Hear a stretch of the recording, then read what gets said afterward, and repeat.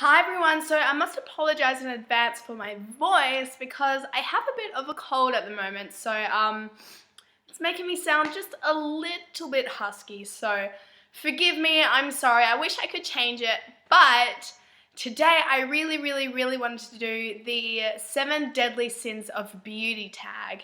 And it just looked like a lot of fun, so I wanted to join in and do my own as well. So, the first point is greed, and it is what is my most expensive beauty item and what is my most inexpensive beauty item. So I'll start with my most inexpensive, and it is this Rimmel London Clear Complexion Cover Stick. And I've talked about this before in the products I regret buying video, mainly because it is a horrible product, but I guess that's because I got it for about $1, I believe. It was on sale in one of those little boxes where they try and get rid of things, so they just throw in all the horrible products and try to sell them off, and I picked this up back when I was first getting into makeup, and I really needed a, concealer. And so I picked this up because I had really bad skin and was desperate to try anything, and it was $1, which was good for me because I didn't really have much money then. Picked it up, and yeah, I mean, I got what I paid for here because $1, terrible product, yeah. So this is my most inexpensive. Now onto my most expensive product.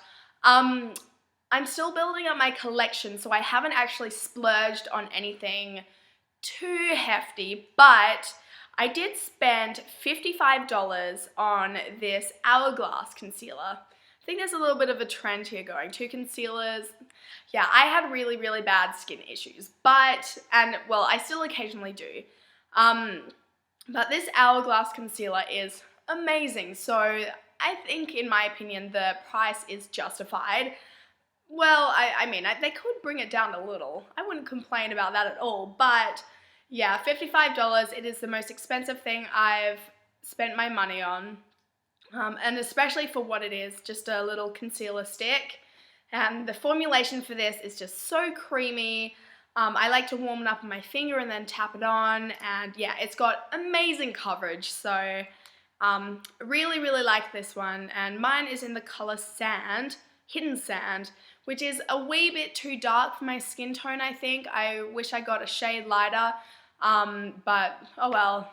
I'm happy with this just to cover up blemishes, not so much for under eye circles. Okay, now I'm on to point number 2, which is Wrath, which is what beauty product do I have a love-hate relationship with?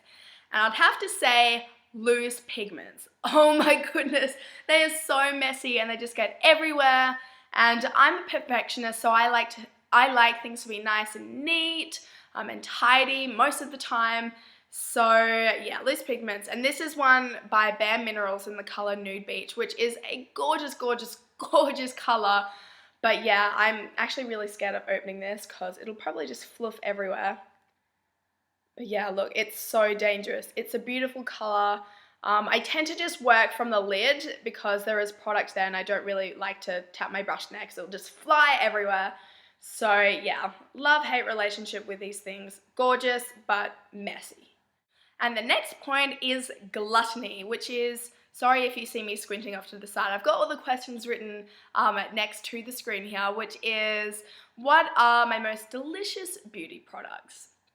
So I have one that is body and one that is actually a beauty product. So I'll start off with the beauty product, which is this Barry M lip gloss in the color, I think this was Coral, but it's number 11 or 144. Can't remember. It's got 2 numbers on the bottom there, but it is the most gorgeous shade, A, for summer, and B, just a beautiful coral color in general, but it smells so good. Oh my god, I could smell this all day. But it smells, it is the definition of summer in my opinion. It is just tropical and just amazing. If I wouldn't wear it for the color, I'd wear it for the smell. And then onto my body product. It is, of course, from Lush, practically anything from Lush. But at the moment, out of the collection I've got, my favorite smell is this Rose Jam Bubble Room Bubble Bar. And it just, yeah, it smells like roses and amazingness. And I actually broke it, but it originally looked like a macaroon. Let's see if I can pull it out. Like that. So not only does it smell delicious, it also looks delicious because it's meant to be like a macaroon, which are just yummy. So yes, this is amazing. I love it, and I love Lush. Okay, now I'm on to number 4, which is Sloth. And it is what beauty, why do I keep saying broody? What beauty product do you neglect due to laziness? Now, for me, I would have to say highlighter. For someone with oily skin, I know a lot of people say that they always skip foundation primer, but for me that is a very vital step because otherwise my skin would just be oozing oil everywhere, which is really gross. Yeah, you're welcome for that lovely mental image. And also my makeup would just slip right off instantly. So I absolutely have to have makeup primer, so I never skip that. But highlighter, again, because I have oily skin, my skin generally has a natural sheen to it, even if I use matte products. But I do like to add some highlighter here and there when I remember to do it, but most of the time, I just can't be asked. Now on to number 5, which is Pride, which is what beauty product gives you the most self-confidence. And this was really tough for me, but I'd have to say foundation.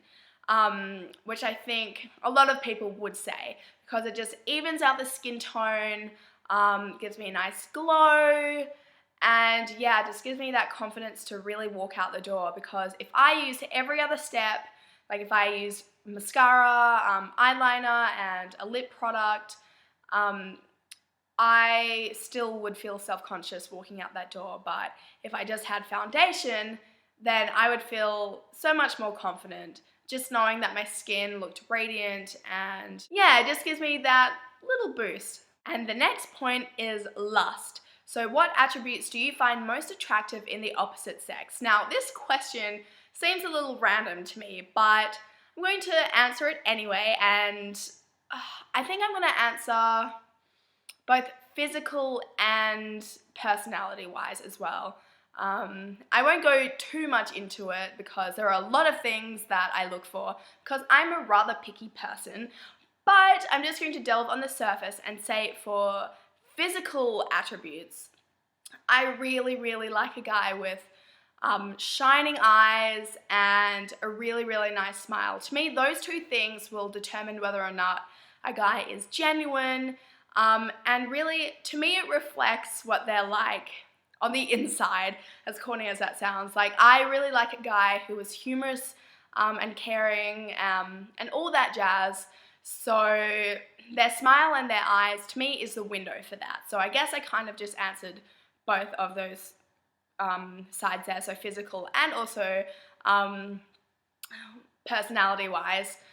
But yeah, so I'd also have to say that I like a guy who has a nice upper body. So I like defined arms and nice shoulders.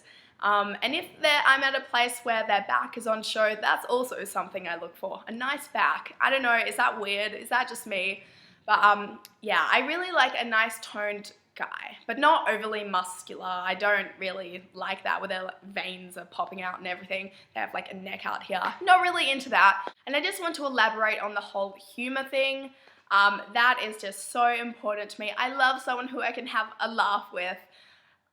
It would just be the greatest thing. If a guy was super nice and everything, without the humor, he would be okay, but he wouldn't be exceptional for me. So humor, top of the list. And now I'm on to the last question, which is envy. So what items would you like to receive as a gift?